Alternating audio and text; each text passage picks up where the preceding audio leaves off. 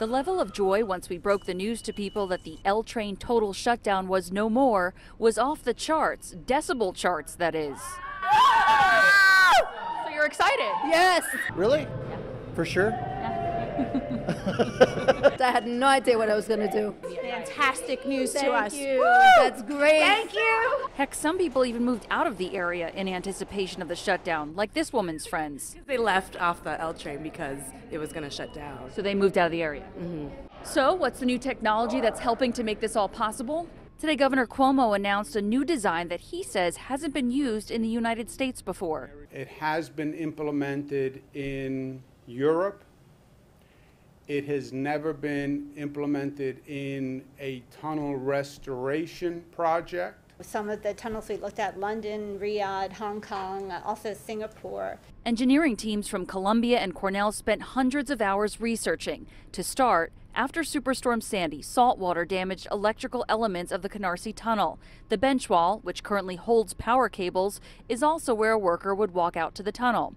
They put the cables in the bench wall 100 years ago, with the surrounding cement protecting them. Well, the bench wall is crumbling because they say salt water sat there the longest. The initial plan was to remove all 32,000 feet of bench wall by hand, but now We have found that in newer designs, the cables are not placed within bench walls. so they're recommending the cables be racked and jacketed along one side of the wall. We can abandon all the old cables in the bench wall, right?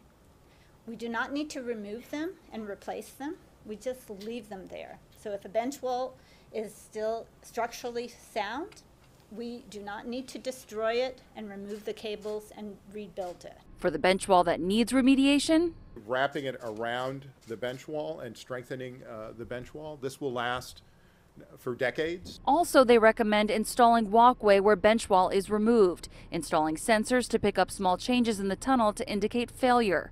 And while the MTA approves the recommendations and says it's all feasible, the Riders Alliance says they're not sure whether this is just a political stunt or sound engineering.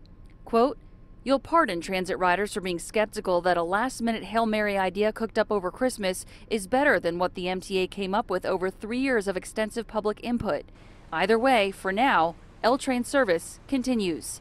In Williamsburg, Brooklyn, Alice Gaynor, CBS 2 News.